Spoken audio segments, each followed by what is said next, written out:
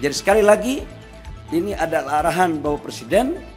Atas keputusan rapat, kami langsung mencabut 4 IUP dari 5 IUP yang ada di Raja Ampat.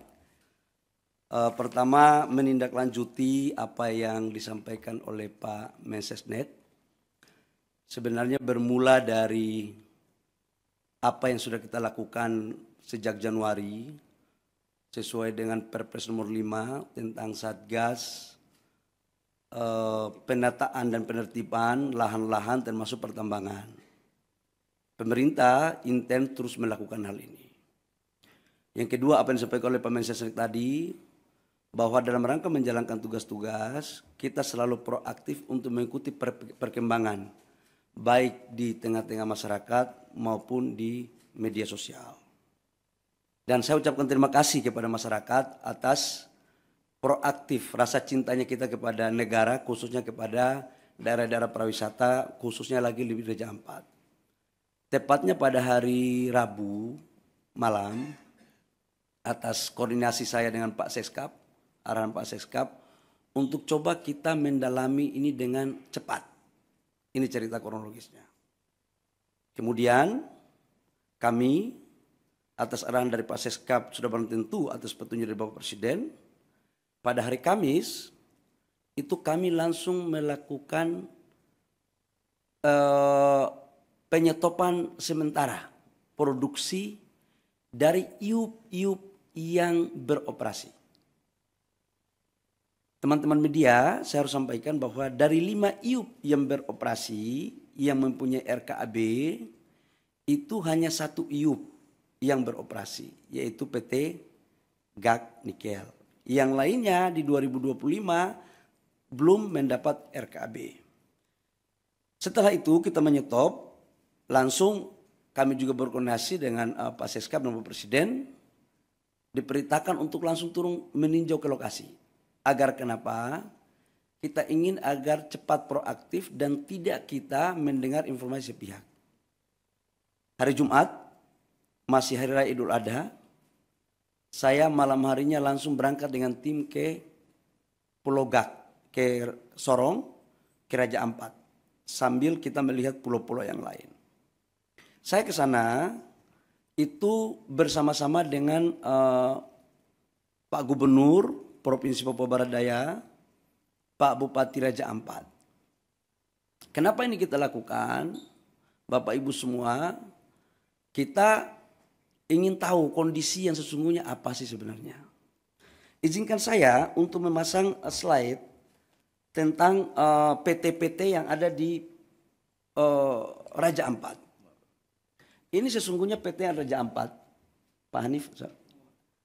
Jadi kalau kita lihat di media sosial, seolah-olah Payemo ini adalah pusat pariwisatanya Raja Ampat. Ini geoparknya Raja Ampat.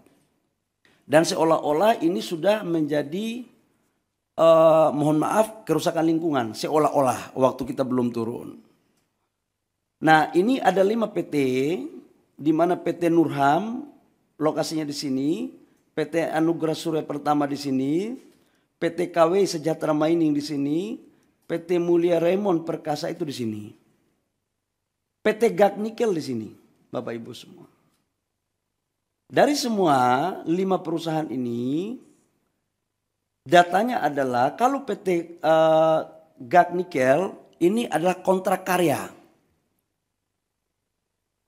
Jadi total dari 5 perusahaan, Pulau GAK itu 13.136 hektar, Pulau KW Sejahtera Mining, Pulau KW 5.922 hektar, PT Mulia Raymond Perkasa 2.193 hektar, PT Agro Surya Pertama 1.173, PT Nurham 3.000 hektar.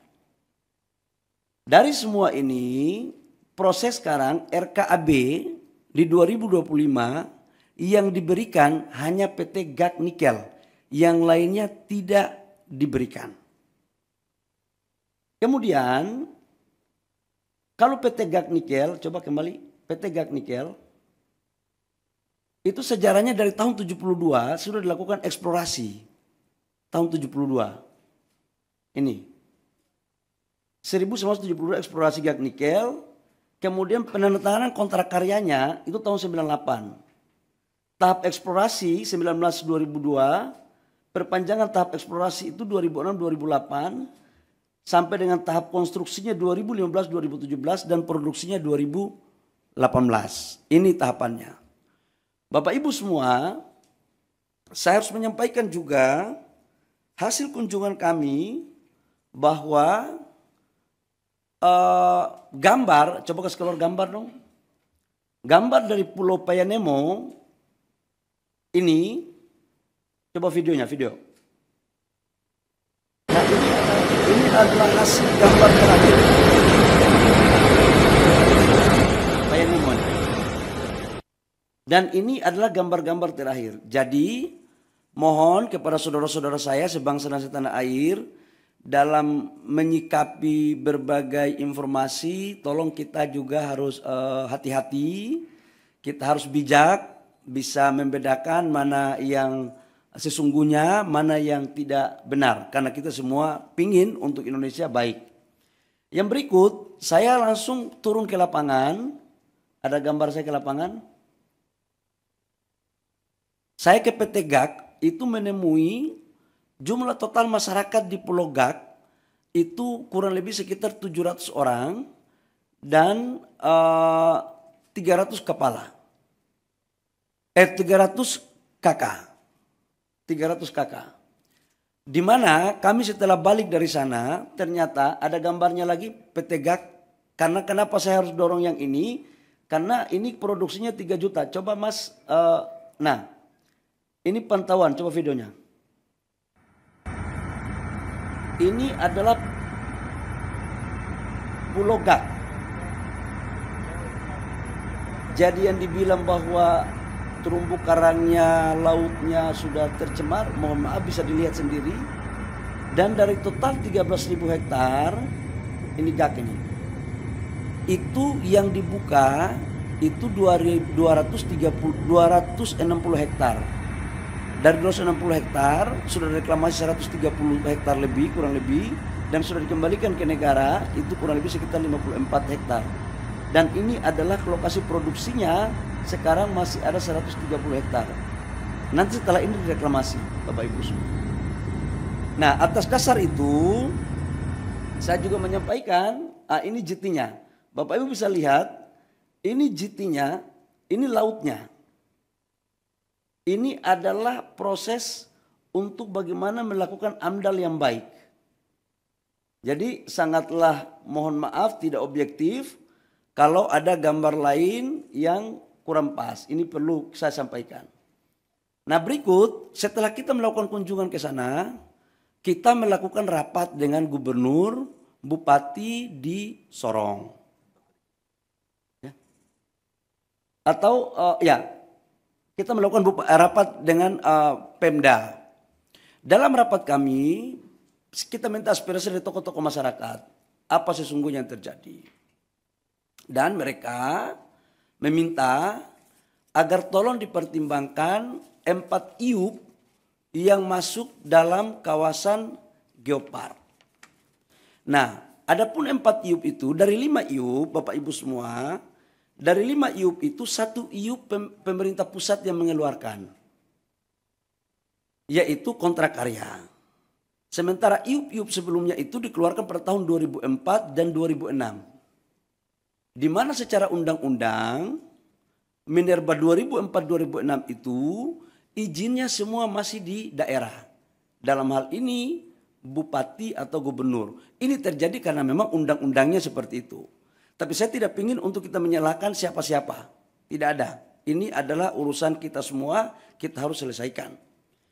Setelah itu kami balik ke Jakarta. Saya ingin satu slide yang lokasi Geopark. Geopark. Satu slide terakhir Geopark. Petanya Geopark. Biar teman-teman punya, Bapak Ibu semua, ini adalah lokasi Geopark. Ini Vanemo di sini. Payemo. Pulau GAK itu di sini. Pulau GAK ke sini, ini kurang lebih sekitar 42 kilo. Dan dia lebih dekat ke Maluku Utara. Dan dia bukan merupakan bagian kawasan dari Geopark. Ini biar kita informasi ini saya kasih seutuhnya. Kemudian kita balik, saya balik hari Sabtu malam. Saya langsung koordinasi sama Pak Seskap sama Pak Mensesnek. Kemudian kami melaporkan kepada Bapak Presiden. Kemudian pada hari kemarin kami ratas. Di mana ratas itu dengan saya dalam berbagai kesempatan saya katakan bahwa kami melakukan penyetopan sementara terhadap seluruh aktivitas. Untuk apa? Agar kita mempunyai data yang komprehensif. Saya ingin ada objektivitas. Nah, data yang komprehensif itu membutuhkan waktu, tapi kita melakukan kerja maraton. Kemudian kita melakukan ratas, dan juga dari LHK juga dari Kementerian Lingkungan Hidup menyampaikan juga bahwa memang dalam implementasi 4 perusahaan itu terdapat beberapa pelanggaran-pelanggaran dalam konteks lingkungan. Dengan mempertimbangkan apa yang ada di hasil temuan saya di lapangan, hasil masukan gubernur, bupati, mereka juga pingin agar daerah mereka juga maju. Sebenarnya ada harapan juga. Nah, kaitannya dengan itu kami melaporkan kepada Bapak Presiden. Dengan mempertimbangkan berbagai hal, Bapak Presiden memutuskan, memperhatikan semua yang ada, mempertimbangkan secara komprehensif, dan Bapak Presiden memutuskan bahwa 4 IUP yang di luar Pulau Gak itu dicabut.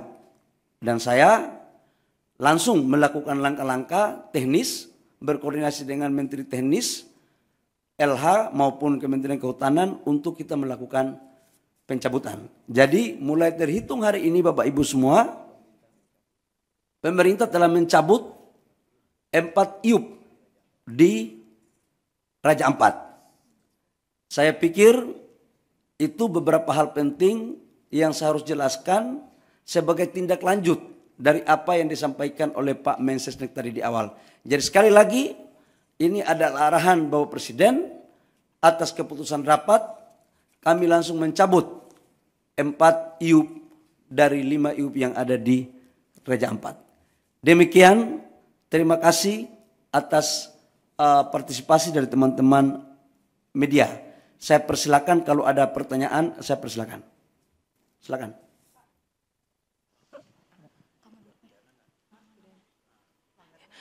Ya, Bapak, saya Aya. Pertanyaannya tadi 4 IUP yang disebut tadi belum disebutkan yang mana saja terkait dengan IUP-nya. Terus apakah ada pelanggaran yang ditemukan dan jika ada apakah ada sanksi Pak yang akan diberikan kepada perusahaan-perusahaan ini? Terima kasih.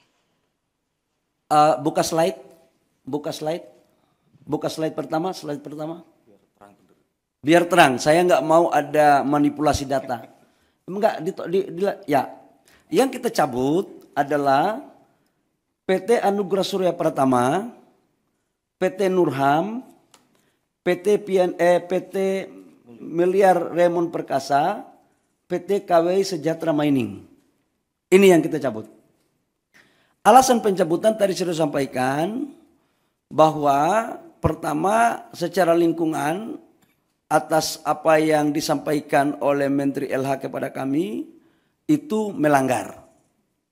Yang kedua adalah kita juga turun ngecek di lapangan, kawasan-kawasan ini menurut kami harus kita lindungi dengan tetap memperhatikan biota laut dan juga ala konservasi. Sekalipun memang perdebatan yang akan terjadi adalah izin-izin ini diberikan sebelum kita tetapkan ini sebagai kawasan geopark. Tetapi Bapak Presiden punya perhatian khusus dan secara sungguh-sungguh untuk bagaimana menjadikan Raja Ampat tetap menjadi wisata dunia dan untuk keberlanjutan negara kita. Itu Mbak ya.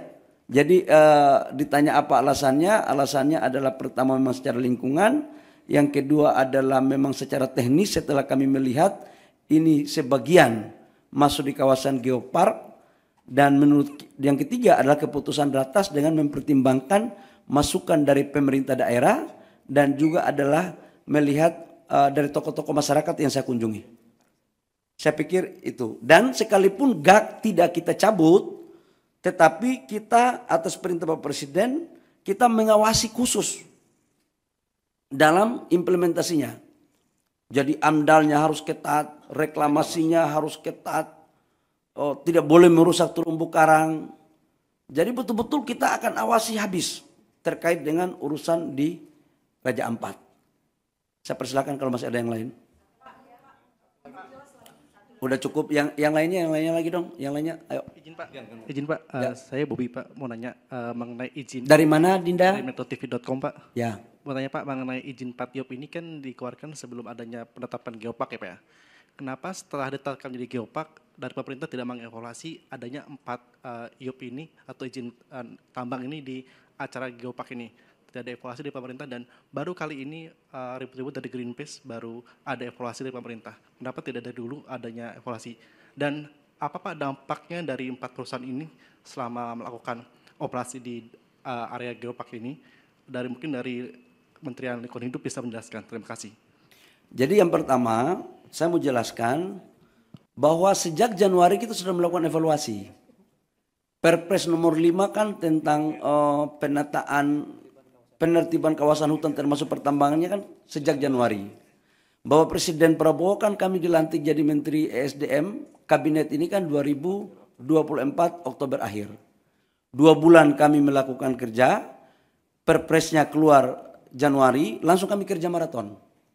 Dan kita kan melakukan penataannya kan banyak. Jadi ini bukan atas dasar si A, si B, si C. Dan ini kan baru tahap pertama. Dan kita akan lakukan lagi pada tahap berikutnya. Semuanya. Jadi ini belum berakhir, Mas. Ke depan kita akan melakukan penataan untuk kebaikan rakyat bangsa dan negara.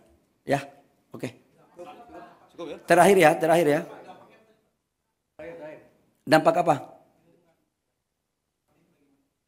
Kalau lingkungan, sekarang kan yang tadi saya suka tunjuk video, 2025 nggak ada lagi perusahaan dari 4 itu yang berproduksi. Nggak ada yang berproduksi. Kenapa? RKAB-nya nggak ada. Satu perusahaan dinyatakan berproduksi kalau ada RKAB-nya.